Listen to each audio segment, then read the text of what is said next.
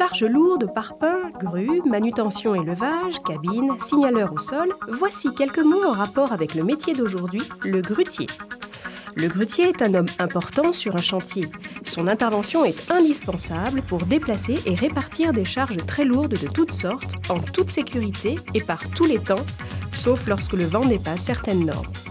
Son outil est la grue à tour, mobile et pourvue d'une cabine depuis laquelle il soulève parpaings, échafaudages, machines de chantier ou encore éléments de béton armé et même des murs.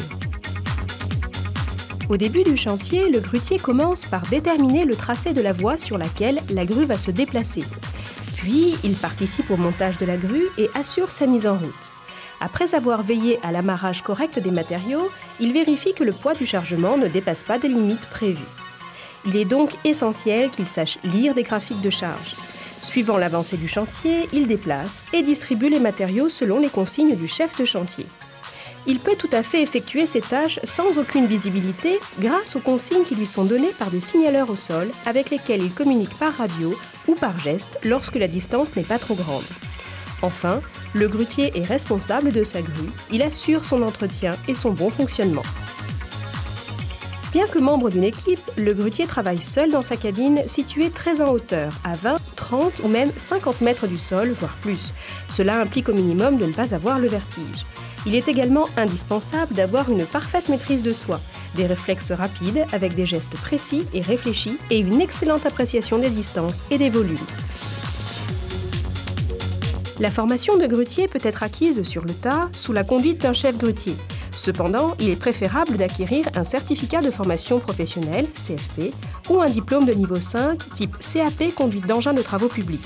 On peut poursuivre ses études vers un niveau 4, type BP conducteur d'engins de chantier de travaux publics, ou un bac pro maintenance des matériels, option travaux publics et manutention.